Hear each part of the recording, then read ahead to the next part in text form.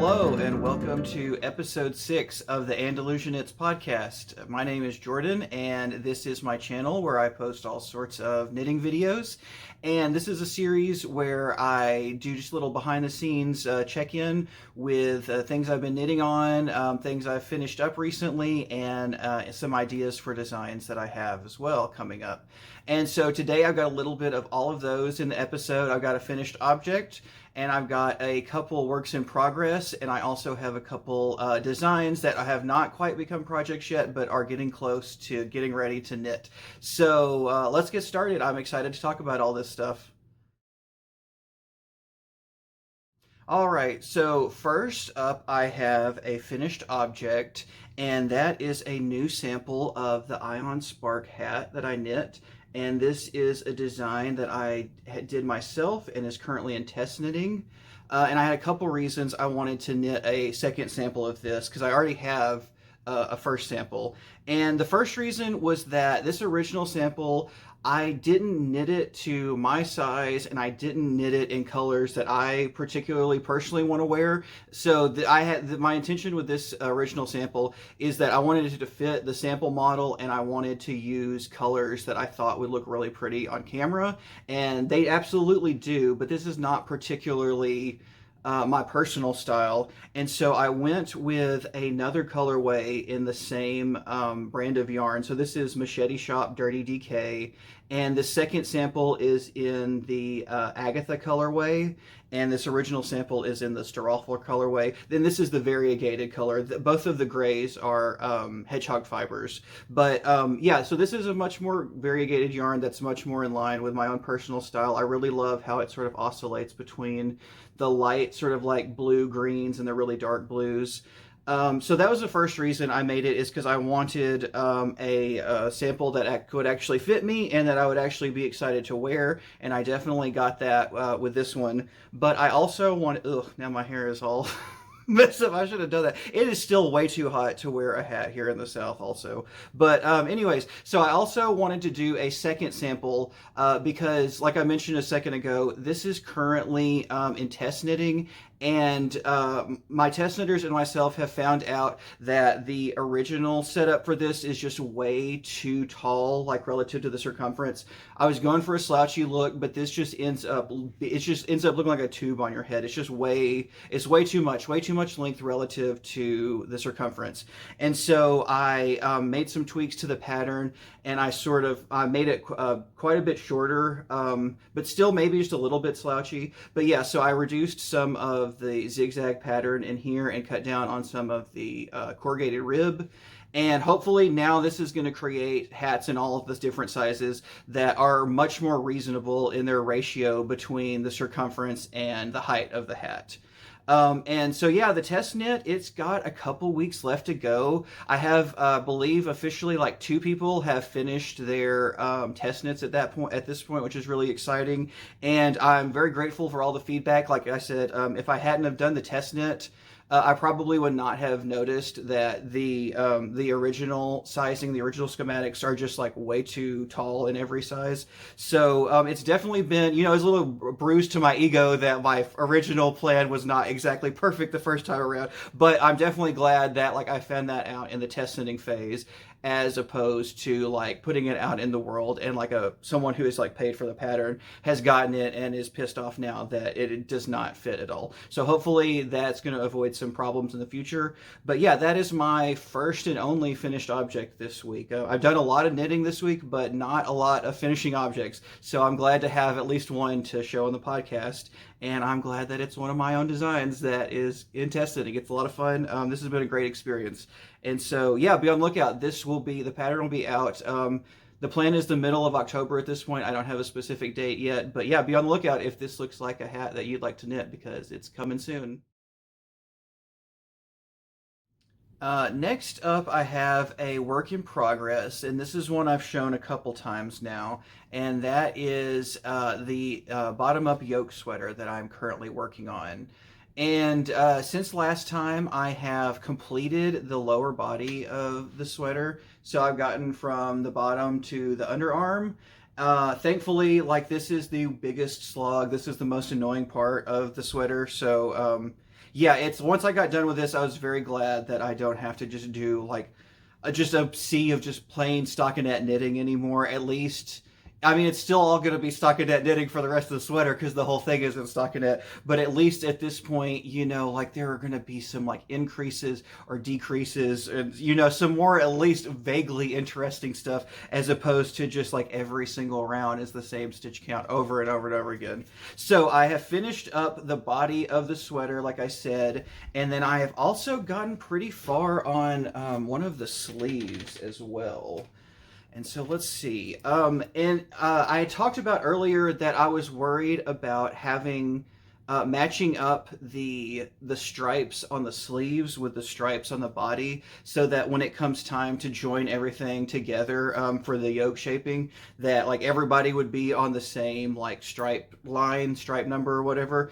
And it ended up being a lot easier than I thought it was going to be, because basically the length of the sleeve from the cuff to the underarm is almost basically the same measurement as the body is from the underarm to the bottom of that. So I can just use the exact same like stitch counts that on the sleeve that I used on the body, without having to worry about like fudge any of the numbers, so that they all end on the same line. And so yeah, I've come pretty far on this first one. Let's see how, oh, got some needles stuck in here.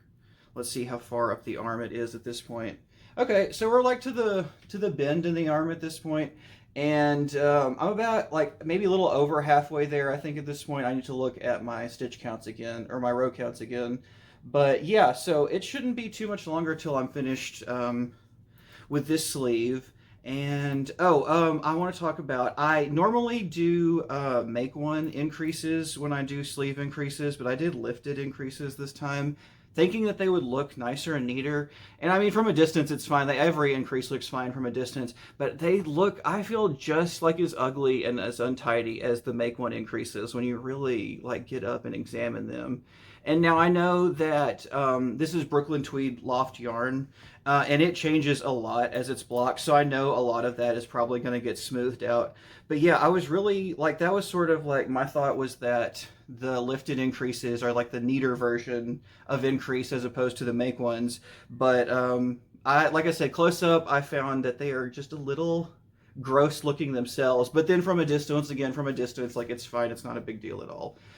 So yeah, so hopefully by next time on this project, I will almost certainly have this sleeve finished, and then I'd like to go ahead and get the other sleeve finished, and maybe join for the yoke shaping. I don't know at this point. At this point, my goal, yeah, is just to finish up the sleeves in the next 2 weeks, and then worry about the yoke shaping as well, because there are still some like issues, some questions I have to answer before I get started on the yoke shaping.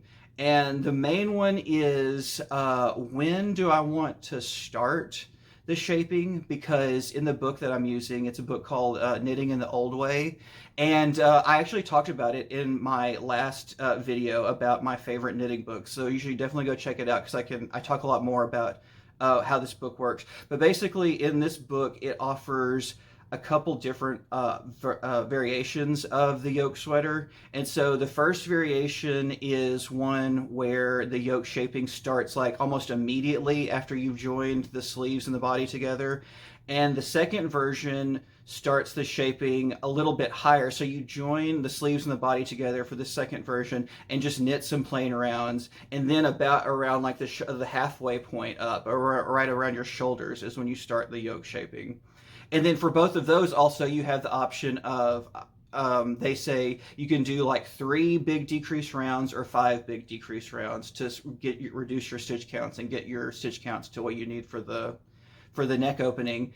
And yeah, I still don't know, because the book, it talks about the halfway up shaping, like the shoulder yoke or whatever, not the full yoke. It says that one is like the nicer, neater looking version, but in my head I can't figure out like how or why that would be the case, because I would think that the full yoke would be the neater version, because you're starting the decreases earlier, so you don't have just like a ton of like fabric or a ton of like a lot of like extra stitches or whatever on the needles, you're getting rid of like stitches immediately, which I would think would lead to a more fitted look, as opposed to like just knitting plain for quite a while before you start the decreases. I'm not entirely sure like how or why the shoulder yoke would be neater than the full yoke, but that's definitely something I'm going to have to figure out before I actually join the sleeves and the body together to do the yoke shaping. And then also in general, I'm going to have to do a little research about how you actually join the sleeves to the body. Like I understand that, like I've done it from the opposite direction. Like for I imagine that it's like pretty similar to like like splitting for the sleeves for a raglan, like top down. But like bottom, I've never done anything like this bottom up, and so like I know that like I'm gonna have some like stitches that I have to like bind off on both of these to create the underarm or something. I haven't quite wrapped my head around that yet, and that is one thing that the Knitting in the Old Way book sort of like takes for granted that you understand how to do already, is like join these pieces together from the bottom up. And I certainly don't. So they don't provide a lot of instruction on how to do that in the book. So I'm going to have to go to YouTube and find some tutorials. And in doing some cursory research, I've seen there are a ton of tutorials about joining the sleeves and the body for a bottom up yoke. So I know the information's out there. I haven't gotten to it yet. And it's one of those things that like, once I see it done, I'm sure it's gonna be like, oh, duh, of course that's how it's done. But like not having like that concept, I just can't like physically like conjure an image of like what this joining process is gonna look like. But that should be taken care of pretty quickly once I actually like get into a tutorial and see like exactly what they're doing. But yeah, so that's the yoke sweater. Hope to have both of those sleeves finished by next time, and might even like be well on my way into the yoke shaping. But we'll see. We'll see. I'll start with the sleeves, see how I feel, and go from there. So next up, I have a little bit of a design fail, but it's more of a temporary setback than like a complete failure. I'm still pushing forward. I just have to regroup a little bit. And so last week I talked in my acquisition section about some Bravo Baby DK yarn that I got from Knit Picks Wool of the Andes, because recently I have knit a baby blanket, and I've kind of gotten the itch to create more like home goods, more like non-apparel knitting stuff. And so I thought it would be fun to give knitting some pillowcases or cushions a try. I'd never done anything like that, and it seems like that is a type of knitting that is would work really well, especially for like gift knitting, because I feel like people can wrap their heads around what to do with a throw pillow more than they can wrap their heads, or more than the average person can wrap their heads around like what to do with like a hand knit scarf or like a delicate like lace sweater, shawl, or something. So I wanted to do some home goods, and since I'd never done any sort of pillow knitting before, my first thought was like, I'm just gonna like find a pattern on Ravelry just to like get like the basics in my mind. Specifically, like I know it's just like a basic square shape, but like how do you achieve this? How do you achieve that shape? Like how do you do? I've never done any sort of like button band or anything like that on a sweater or a pillow, so I really was interested in finding a pillow with like a button band to knit. So I could learn how to do that, and also because it's just way easier to knit pillowcases that you can easily and quickly remove the pillow than it is to knit pillowcases with the pillows like sewn up inside them, entombed inside them, or something like that. And so it's like, okay, I'm just going to go on Ravelry. I'm sure there are a ton of beautiful pillowcase designs out there, and there absolutely were. And I found several that I liked, and I had my filters going for like DK yarn. But what I didn't consider is that I have 300 grams of DK yarn in 3 different colors. So 100 grams of 300-gram balls in different colors. And so when it came time to actually like choose the pattern I wanted to knit, I was running into the problems. I did not have the correct quantity of yarn in the colors that I needed. And so I finally just scratched the idea of doing a pre-made pillow pattern. And I was like, well, I'm no stranger to like making my own designs, so I'll just like do some sort of basic design myself. And so I started out with just a little swatch. I've been really interested in traveling twisted stitches recently, and so I knew that like that was something I wanted to try. And so I just did like a little basic swatch. And I started here out on the bottom, like I was looking through Barbara Walker's Treasury of Knitting Patterns, her stitch dictionaries, and I found like this is just like a basic like zigzag garter stitch thing going on, but in the acrylic yarn it just really didn't show up as much as I like. So I moved on to trying out some traveling twisted stitch patterns, and I think that the traveling twisted stitches, it doesn't look necessarily maybe exactly as nice as when I do it in wool or animal fiber, but it absolutely looks good enough for throw pillows and stuff like that. So I did my little swatch, and then I started out on an actual project. And so, like I said, I bought these like sets of the Brava Baby yarn that came with like 3 related colors that go together. And so, like, my thought was like, I'm gonna have to do some sort of like intarsia or something to be able to like get the full size of the pillow without running out of any specific color of yarn. And so I started this little like 3-column intarsia thing going on, with like the zigzags going on the 2 outside panels, and then the diamond shape going on in the middle. And it's not bad. I don't absolutely hate it or anything. It just doesn't look right. There's just something that doesn't look right to me. And I think it has to do with the fact that the 2 outer panels are basically doing mirror image versions of what the other one is doing, but I don't like that they are in 2 different colors. Like, if anything, like if I could go back and like swap out this like light blue for the silver, or the silver for the light blue, so it was like the same color on both sides of this middle column, I think I would not hate it as much. But it just feels a little too disjointed for me in its current iteration the way it is. So I'm going to have to go back to the drawing board in terms of what sort of design I want to do. And I think I'm probably still going to keep up with the traveling twisted stitches. Like I said, that's not really the thing that bothers me about it. It's just how like unbalanced it feels, where it's got like 3 colors but only like 2 different sort of motifs basically going on. So yeah, I'm not entirely sure like what I'm going to do to fix this at this point, and I might even go back to Ravelry and throw on some more filters to a search for pillowcases, because I'm still open to the idea of doing somebody else's pattern for this. But at this point, I don't have any ideas myself. I don't have any ideas of any patterns that I might want to do. So I'm going to have to like basically go back to square one on this pillow thing.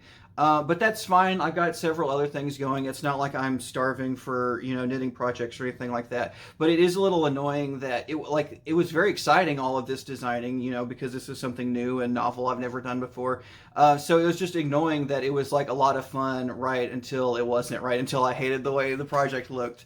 But that's okay. I'll come back. I don't know, maybe next week or next episode I'll have a new design out, but currently I don't even really have anything like percolating in my brain, so this one's going to take some more thinking, I think, before I'm ready to come back and give it a second go. So now I'm going to contrast that previous design fail with a design win. And so this is an idea that I have that is not quite a project yet, but it is well on its way to becoming one. I've basically gotten all of like the major questions answered that I wanted to answer, and now it's just a matter of like really fiddling with the details and making everything line up like I want it to.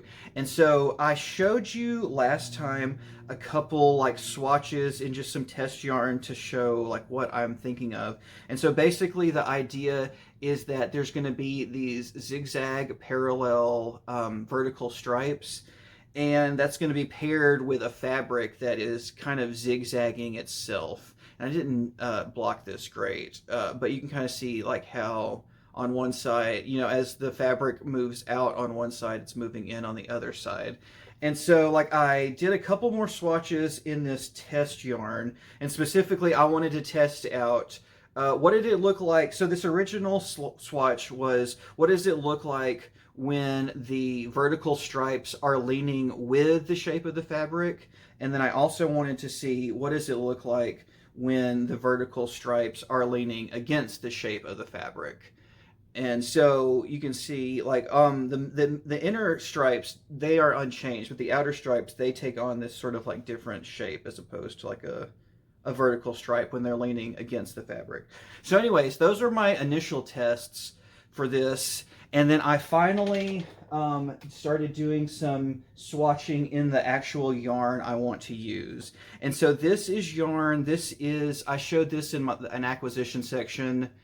I don't know if it was last episode or maybe the episode before this one. So episode 4 or 5, I showed a bunch of Acadia from the Fiber Company that I got in a bunch of really nice fall colors. And so I got a couple here. We got orange and green here, and then we've got this nice red and purple here as well.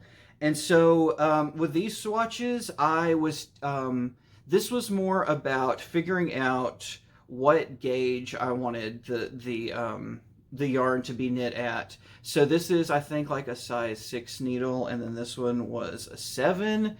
And I think the 7 is probably going to be just a little too open for what I want, because the 6, there's not as much like daylight poking through, but it still has like a pretty good drape.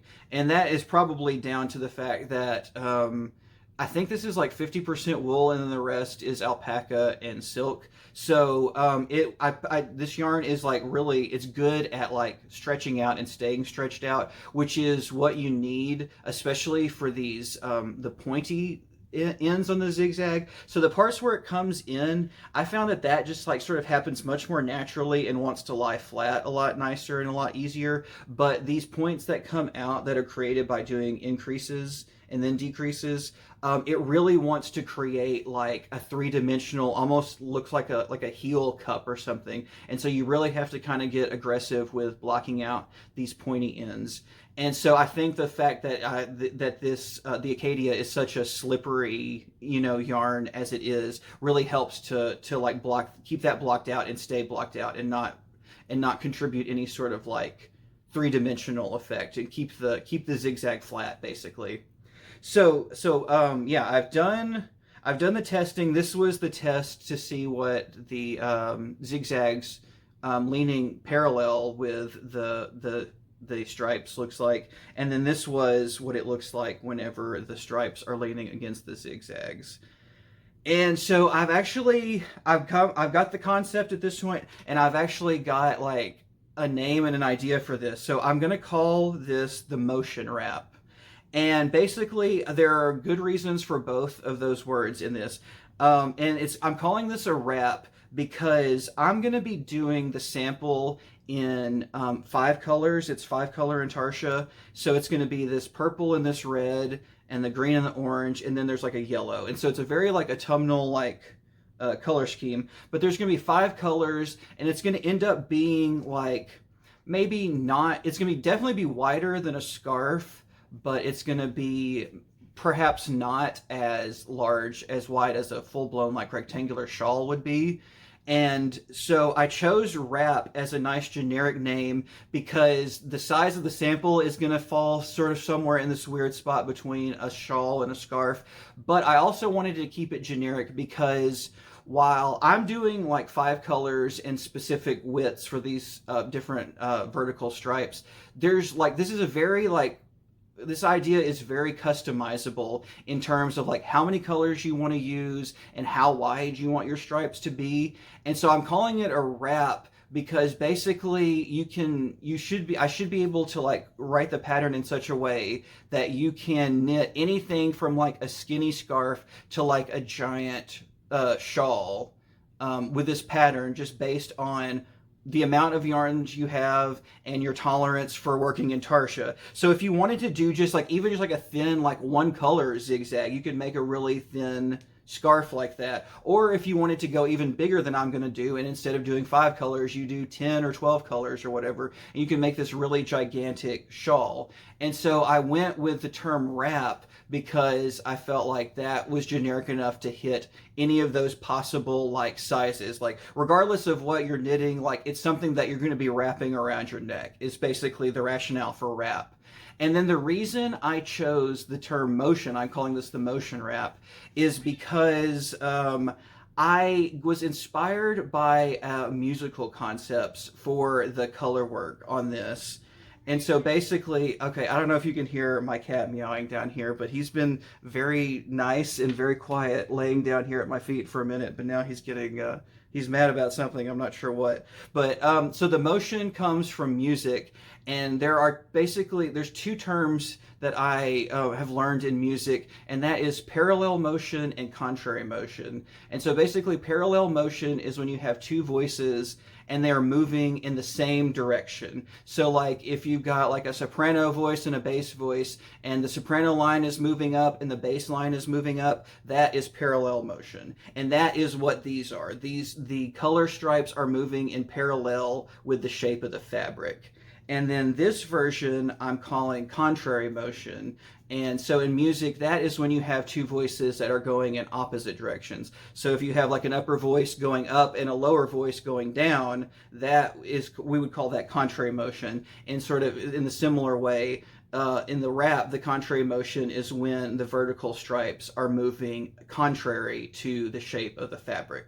So I haven't gotten started on the actual rap yet, but that is basically the next thing I think that I need to do for this one. At this point, there are just like I have like a couple questions about like how I'm going to integrate the edging into like the top and bottom border. But at this point, like all of the big questions I've answered, and most of the small detail oriented questions I've answered as well. And so it's just a matter of just like really honestly just like doing a little math and figuring out how wide I want the wrap to be and how wide I can make the wrap based on how much yarn I have. And then it's just a matter of getting started. And so I'm excited. Hopefully by the next episode, I should be well on my way on this one. And I might even have like a nice bit of progress, because even like the shaping is pretty basic. Like you're either doing a single increase at the beginning or a single decrease at the end, or vice versa, or whatever. And then beyond that, it's just stockinette knitting with a little intarsia going on. And so yeah, like hopefully this one is one that looks nice but isn't too terribly complicated to knit. But we'll see. Like I said, hopefully next week I'll have something to show you on the actual project itself for this one. Last on the podcast today, I wanted to give you a little update on a spinning project that I have been working on for a hot minute at this point, like a year and a half plus, I feel like at this point.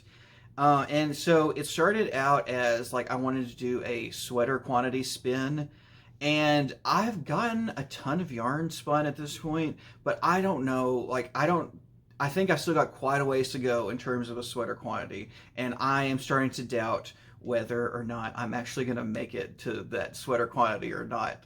But regardless, I've been spinning on this for a while. Spinning is something that I enjoy doing, but it's not like knitting for me in the sense that it doesn't feel like a compulsion. I don't feel guilty when I don't spin every day in the same way that I feel guilty when I don't knit every day. And so it's more just like when I'm a hobby that when I'm in the mood to do it, when the mood strikes me, I will pull out the spinning. And for whatever reason, like in the last couple weeks, the mood has been striking me. And so I've done a little spin on my spindles here. And normally I've been pretty lazy. So normally I've got two spindles, but I'm only ever using one at a time normally, because I can spin about 25 grams on one of these spindles before the extra weight starts to become detrimental to the spin. And so normally what I would do is I would spin 25 grams, wind this onto a bobbin, spin another 25 grams on a single spindle, and then splice that to the yarn that's already on the bobbin and wind that on. But I was really lazy. I did not want to wind this onto a bobbin, and so I just pulled out the other spindle to spin the other half of this. And so this is one color in a 3-color marl that I'm doing. Let me see if I can pull out the other bobbins here. So it's got this orange color as one of them, and then this really dark brown, which is basically, it looks very black on camera, and it looks basically just as black in real life. And then this bright blood red that I really enjoy as well. And so basically I'm taking one spindle of each and applying these three together to create a marled effect.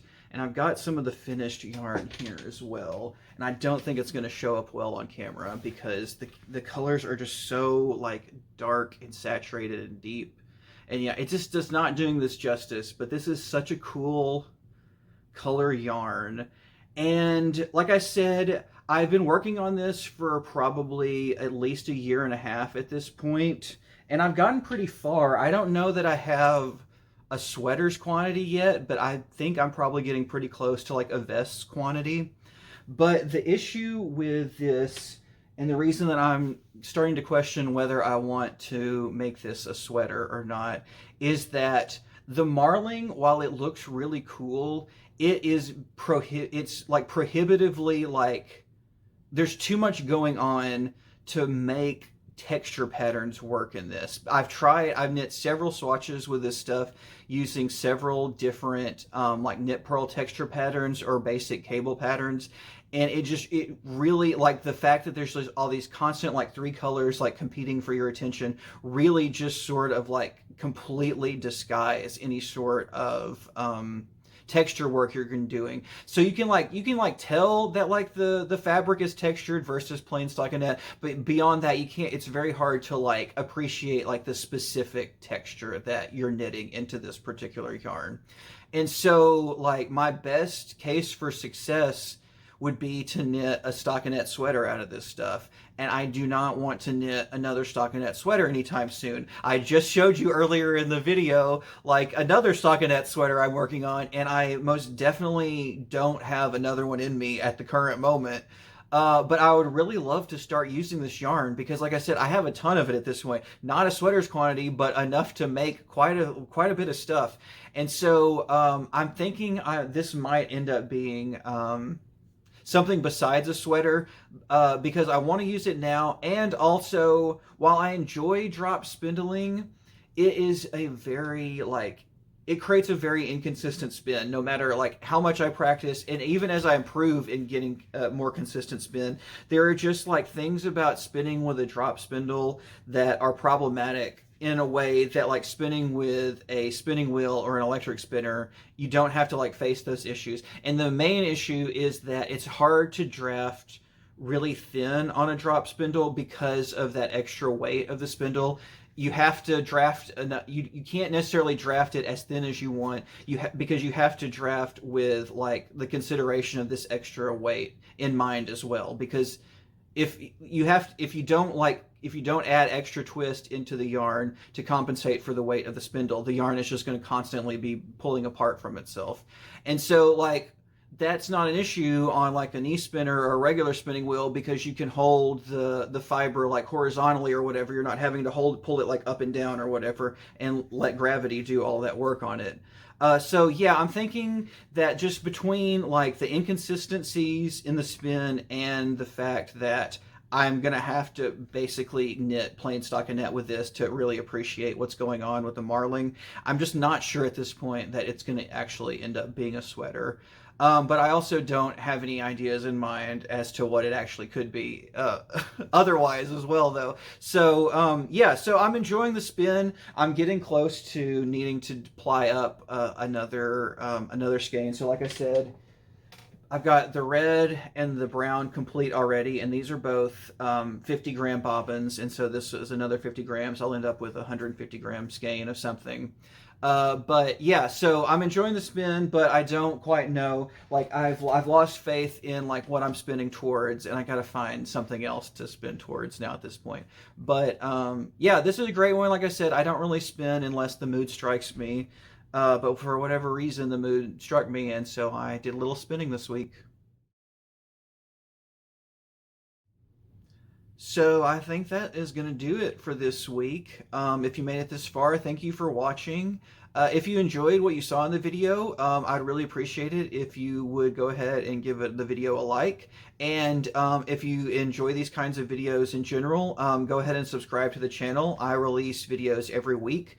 Every other week I do a podcast style episode like this one I just did. And then on the alternating weeks, I do just some sort of like general interest, something about knitting or spinning. So yeah, so every week I've got a new video out, and I'd love to see you around here. So I think that's going to do it for this week, though. Thanks for watching, and I'll see you in the next one. Bye.